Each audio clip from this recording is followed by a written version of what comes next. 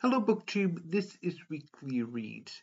This is likely going to be the last reading week in which I'm going to devote a part of my normal reading schedule to working on the new apartment. This past weekend I put up the wall art and also fixed my mom's curtains. And so, for the most part, all of that is done outside of my mom's love of rearranging the furniture and also a few things I want to do in here.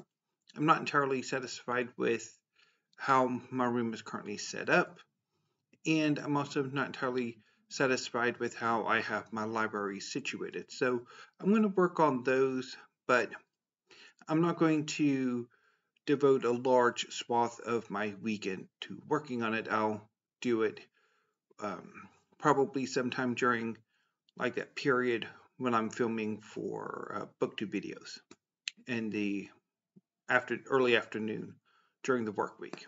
But anyway, I will talk a bit more about that in separate videos.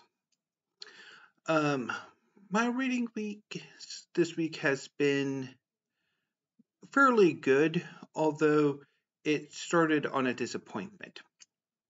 So my plan for this reading week was to read Kairos by Erpenbeck, translated from the German by Michael Hoffmann.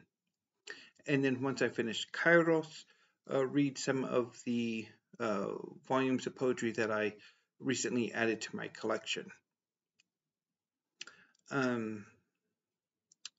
So Kairos is the story of a toxic and abusive relationship between a young woman in her late teens and a much older, more powerful man who's in his mid-50s. And the novel is set during the waning years of the German Democratic Republic and the first years of unification.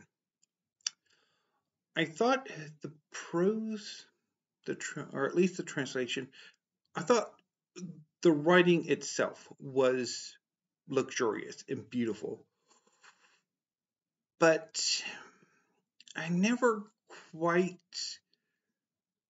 bought that Katharina and Hans were in love. I never quite bought that relationship. And I found myself bored by the plot.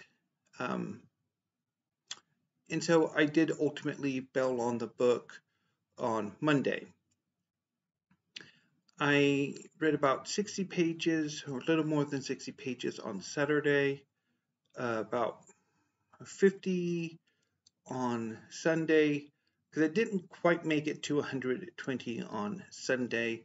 And then on Monday, I got about 13 pages read, and I'm like, I'm done. This book is beautiful, and we'll definitely have an audience who will love this book. But the book's just not for me, sadly. And this, of course, always raises the question with me about my relationship with contemporary literary fiction. I do not get on with literary fiction for the most part, and arguably the amount of times that I do get on with literary fiction and contemporary literary fiction, it doesn't really warrant keeping it up, of keeping on trying it, but I do anyway. And I'm not entirely sure why. I've made a number of videos trying to work my way through why I keep doing this, and I've never quite come to a satisfactory answer. But yeah, this was a disappointment. Now, the poetry was a lot more successful. So I started with What Work Is by Philip Levine. This is a National Book Award winner and well deserved. I really liked this collection. It's quite good. I also quite liked Dien by Yusef Komunyakaa. This is a collection of poems centered around Komunyaka's experience in Vietnam during the Vietnam War. And many of these poems are quite harrowing.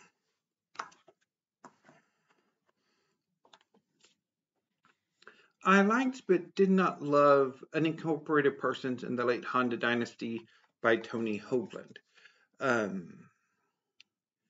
These poems, there were some that were quite good, but they didn't quite connect to me as I hoped they would. And I really enjoyed Ivory, Cradle by Anne-Marie Macari. This was a fantastic collection, my favorite of the four. There are a number of really great poems in this collection, including the title poem Ivory Cradle, but also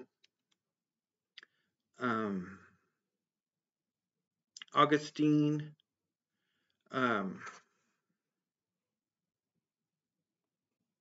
Vermont Trees, Eight Birds, Glory, Geraniums. Oh yeah, really great collection. And I'm going to spend the a good chunk of the evening kind of selecting poems for Poetry Thursday. So my reading plan for this coming reading week is going to be very heavily history focused. I'm going to devote this coming reading week to reading 3 works of history. And then the next reading week, the last reading week of August, I think I'm going to devote to manga. And I'll settle what volumes of manga I'll be reading as the time comes, because I did get a manga haul in today, and I'm expecting one sometime next week in some shape or form. But I'm waiting to hear from Book People in Austin, because I have some pre-orders with them, and I think they're waiting until all of the pre-orders come in before they ship it. So that should be later next week. And I also have a few other books with them waiting. So, and I might also do some more manga ordering. I don't know. We shall see. Anyway, but sticking with this coming reading week, I'm going to start off with Alexander at the End of the World by Rachel Kousser. So this is the story of Alexander the Great's last years as he conquered and explored Eastern Central Asia and into Southeastern Asia. Next, I will be finally getting to Great Kingdoms of Africa, edited by John Parker. So this is a collection of chapters about various African kingdoms, written by different historians, not just John Parker, the editor. And finally, I'm going to get to Against the World, Anti-Globalism and Mass Politics Between the World Wars by Zahra. So this was longlisted for last year's Kundal History Prize, and I'm finally going to get around to reading it. Speaking of the Kundal History Prize, I'm going to try on Monday to do a reaction video to the long list. But we shall see. If not, then I will definitely try to make a video for the short list. I'm hoping to be able to pick up at least some of the books shortlisted, but we shall see. I need to really look at the list, dive into it, and decide if any of the books are for me. So that's all I have for this weekly reads. I will be back next week with a number of videos. So until then, thank you. Have a great rest of your evening and weekend. And I will see you back on Monday. So until then, thank you, BookTube, and stay safe.